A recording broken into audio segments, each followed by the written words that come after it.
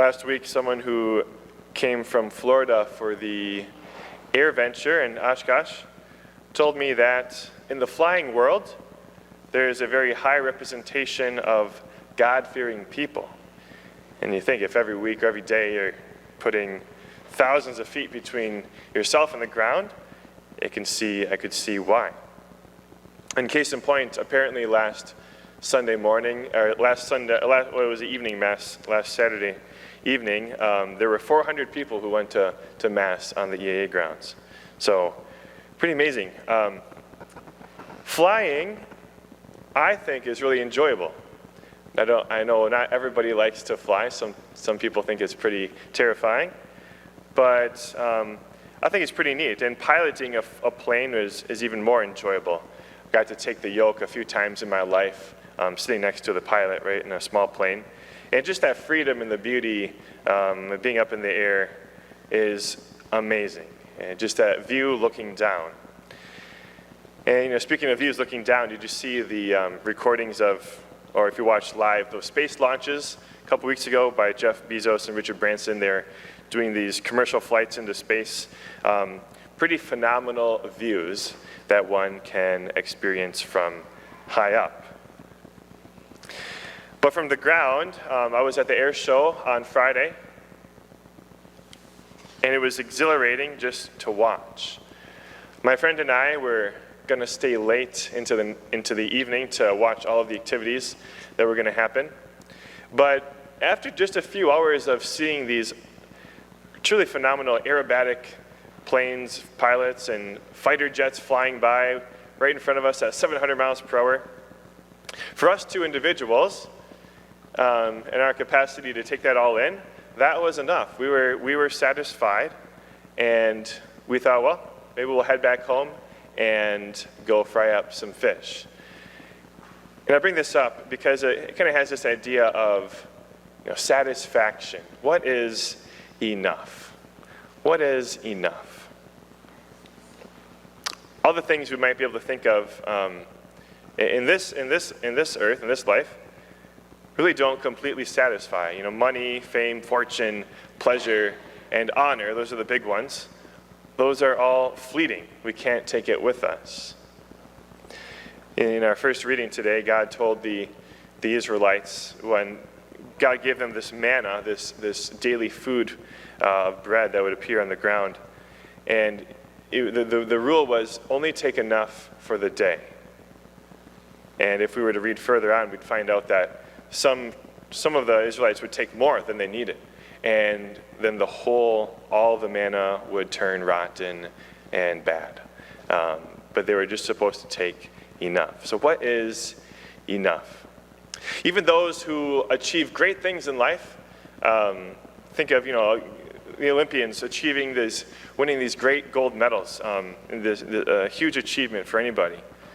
Or maybe imagine somebody getting to just the end of life and looking back at life, being satisfied, and maybe has done a lot of good things, a lot of good experiences, and someone can say, finally, I'm content, I can pass away.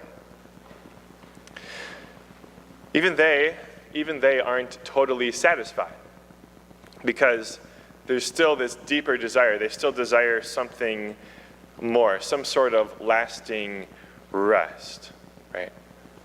We don't desire just to poof out of existence. We don't desire oblivion, right?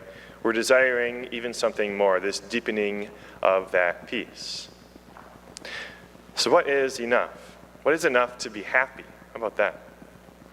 The ancient, if you heard about Aristotle, he's an ancient philosopher back 300 years before Jesus. Aristotle came to the conclusion, he thought about a lot of different things.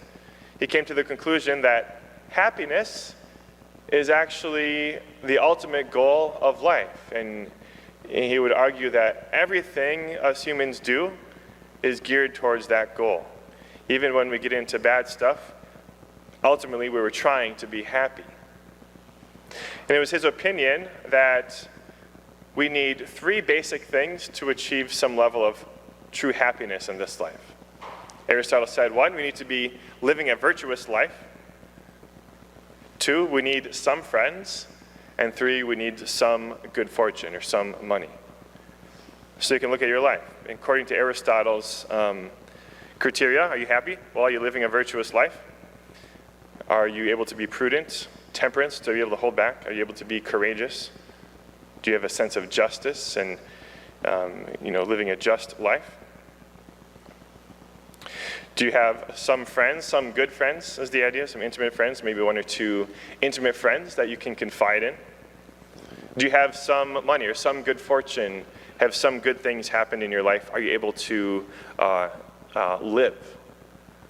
Well, if these 3 criteria would be met on some level, then there is some happiness in your life, according to Aristotle.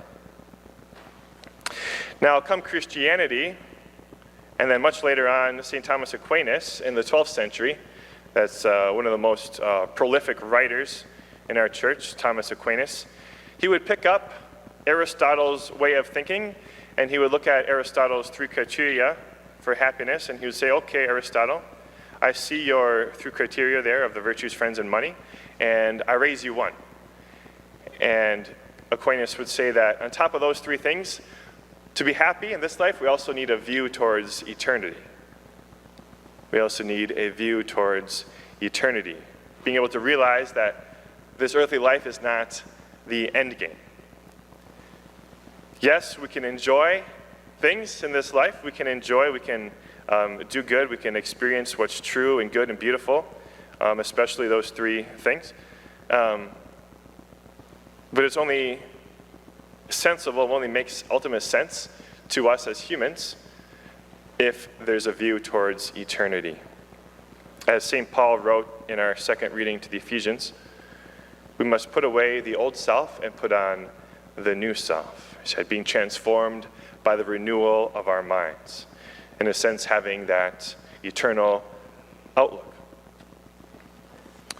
Now that's happiness, some level of happiness in this life, but St. Thomas would say, well, actually you can't achieve perfect happiness in this life. A human being can only be perfectly happy in heaven, meaning in perfect union with God, meaning having the beatific vision, or seeing God face to face, the ultimate union with God. That's where perfect happiness for the human soul lies. Now,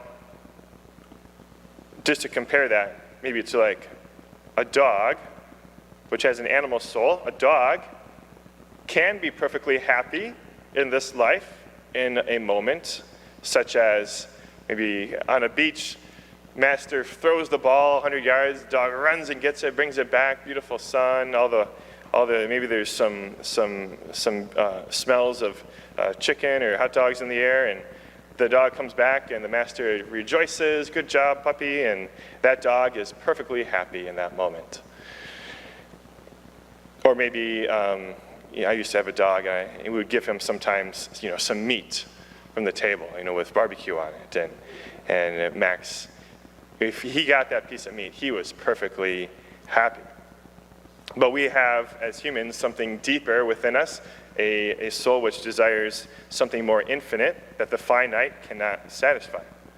And Jesus points at this. He says in our gospel, do not work for the food that perishes. He says, do not work for the food that perishes, but for the food that endures for eternal life. Do not work for the food that perishes, but for the food that endures for eternal life.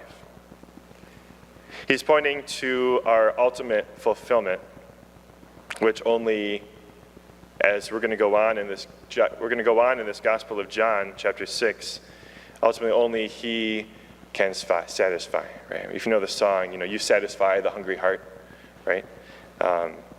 Only Christ can ultimately satisfy. And we're on this journey, and this journey that we're on this way to heaven is more of a focus on the takeoff and the attaining altitude than it is in the landing, right? Because it is this journey. We're going up. And of course, heaven is not a place that we can fly to. It's not a physical place like that.